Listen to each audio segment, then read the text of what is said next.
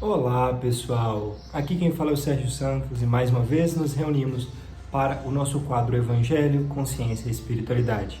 Nosso objetivo é a reflexão dos ensinamentos de Jesus, conectando com os estudos científicos do mundo moderno. Para iniciarmos, façamos a nossa prece. Deus Pai de amor, abençoe e ilumine os nossos passos, a nossa capacidade de aprender e de colocar em prática as inspirações que vêm de mais alto.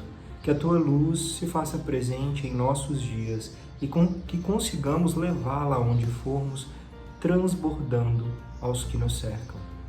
Ilumine essas nossas reflexões, que assim seja. Muito bem, hoje nós vamos falar um pouquinho sobre algo que todos temos, mas que temos também que aprender a dominar, a preguiça. E para nós iniciarmos a nossa reflexão, façamos a nossa leitura do Evangelho de Jesus segundo Mateus, comentado por Emmanuel e psicografado por Chico Xavier. O tópico de hoje é Mateus capítulo 25, versículo 25. Temendo, fui e escondi o teu talento na terra. Tendo medo. Na parábola dos talentos, o servo negligente atribui o medo à causa de insucesso em que se infelicita. Receber mais reduzidas possibilidades de ganho, contar apenas com um talento e temer a lutar para valorizá-lo. Quanto aconteceu ao servidor invigilante na narrativa evangélica, há muitas pessoas que se acusam pobres de recursos para transitar no mundo como desejariam e recolhem-se à ociosidade, alegando medo de ação, medo de trabalhar, medo de servir, medo de fazer amigos, medo de desapontar, medo de sofrer, medo da incompreensão, medo da alegria, medo da dor. E alcançam o fim do corpo como sensitivas humanas, sem o mínimo esforço para enriquecer a existência. Na vida, agarram-se ao medo da morte. Na morte, confessam o medo da vida. E, a pretexto de serem menos favorecidos pelo destino, transformam-se gradativamente em campeões de inutilidade e preguiça. Se recebestes, pois, mais rude tarefa no mundo, não te atemorizes à frente dos outros e faze dela o teu caminho de progresso e renovação. Por mais sombria que seja a estrada a que fostes conduzido pelas circunstâncias, enriquece-a com a luz dos teus esforços no bem, porque o medo não serviu como justificativa aceitável no acerto de contas entre o servo e o Senhor. Que assim seja.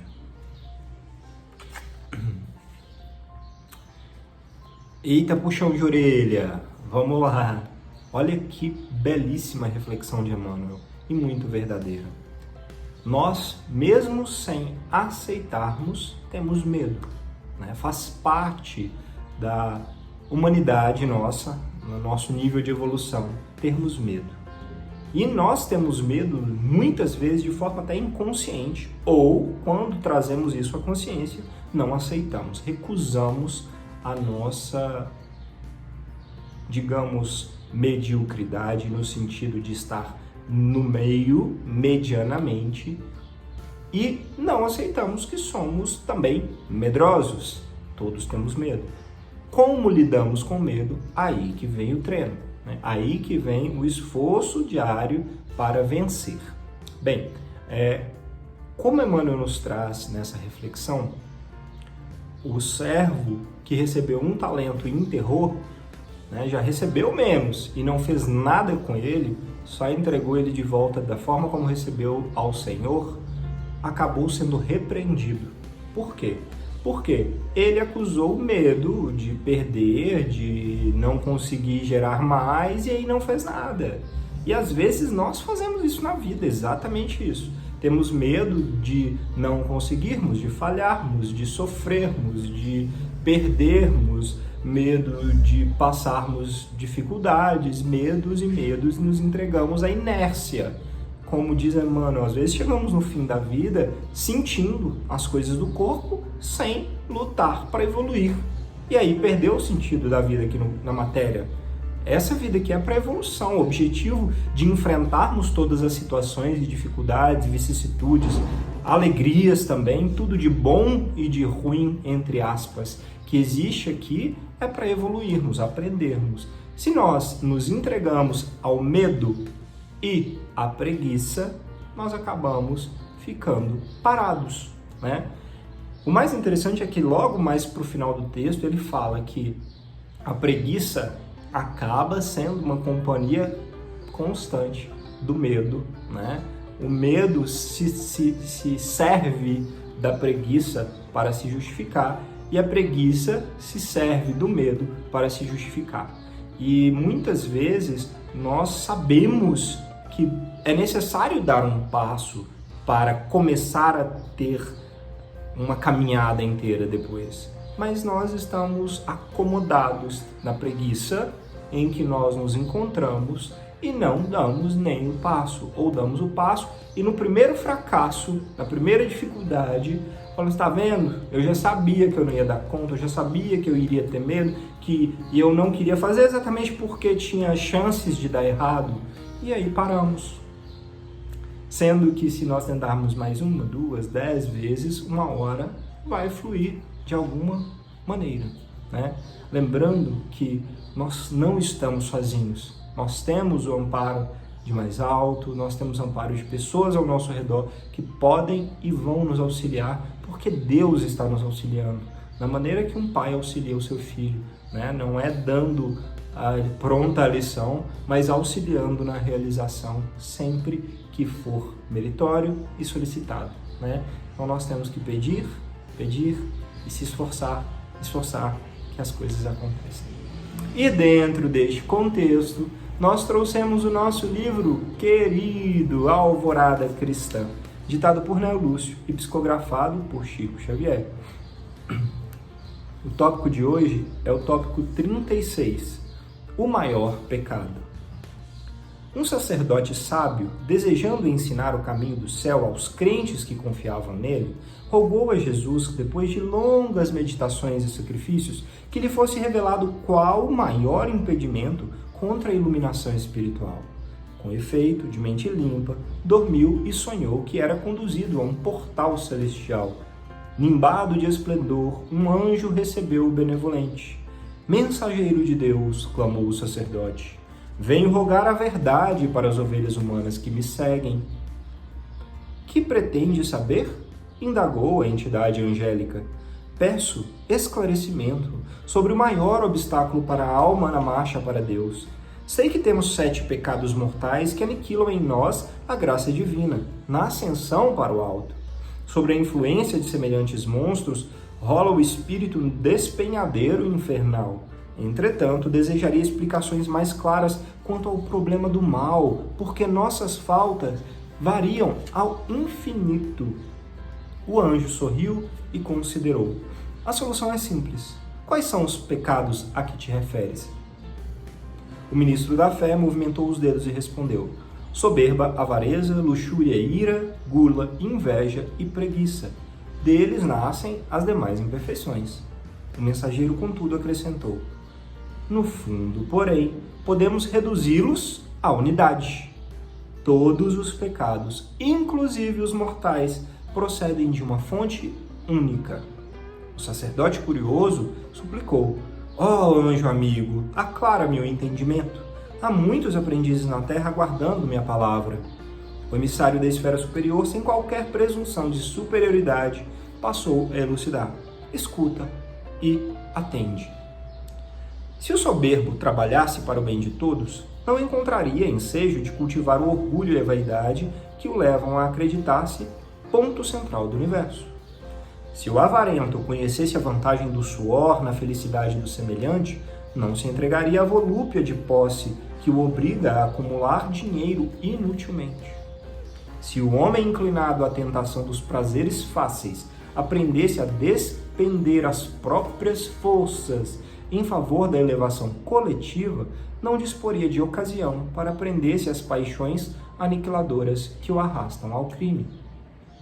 Se as pessoas facilmente irascíveis estivessem dispostas a servir de acordo com os desígnios divinos, não envenenariam a própria saúde com os remorsos e angústias injustificáveis.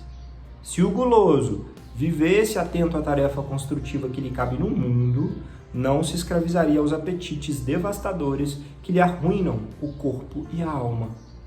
E se o invejoso utilizasse a existência no trabalho digno, não gastaria tempo acompanhando maliciosamente as iniciativas do próximo, complicando assim o próprio destino.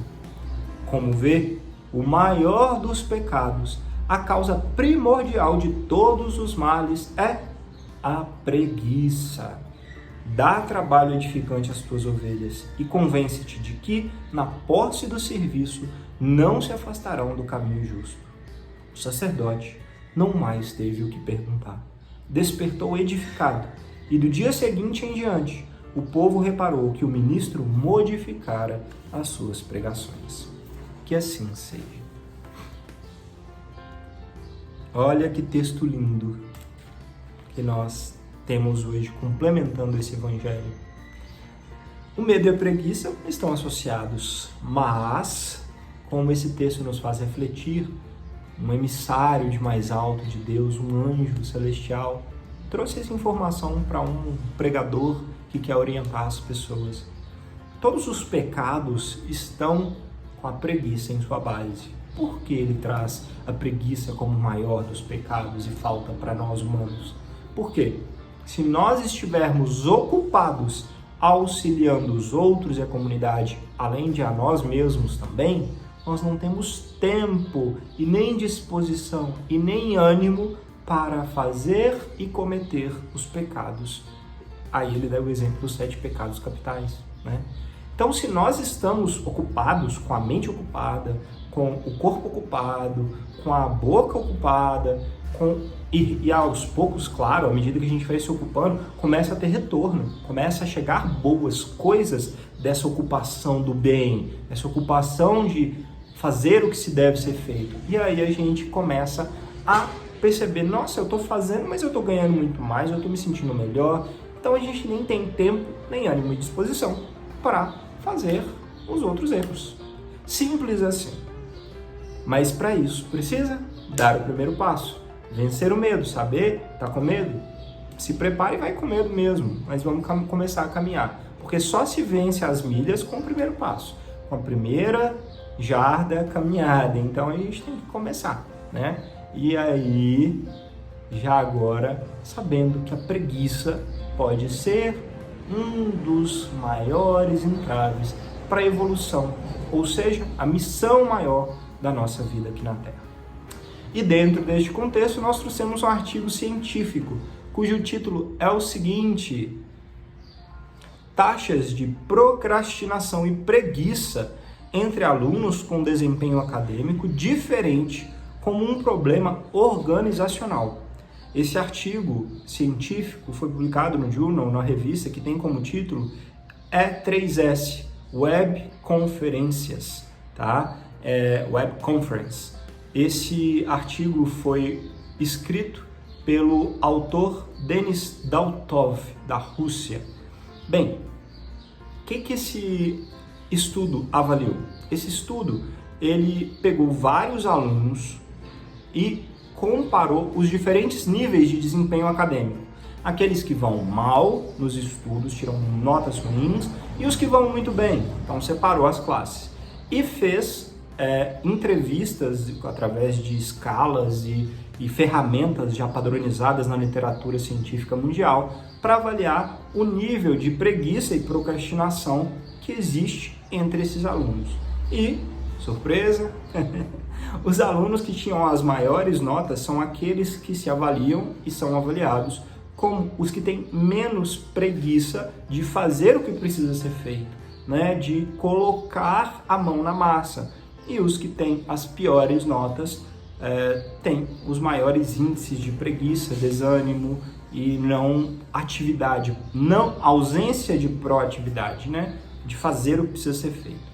E mais interessante também é que ele traz uma conexão com avaliações do porquê o aluno se sente com preguiça. E normalmente é quando ele não se sente motivado ou não tem interesse sobre aquele assunto ou matéria, e isso tem uma associação em todos os níveis, tá? Então, os motivos do porquê sentir alguma preguiça são identificáveis. E aí o autor sugere que é possível trabalhar nesses motivos para acabar com a preguiça e o desânimo e melhorar, porque os alunos que estão lá embaixo com preguiça e pior desempenho acadêmico têm como reverter, mas para reverter precisa quebrar esse ciclo vicioso, que ele já é ruim, tem mais preguiça, fica pior ainda e assim por diante. Se você quebra aquilo na razão, descobrindo uma razão e um motivo, estimulando, resolvendo o motivo que gera a preguiça,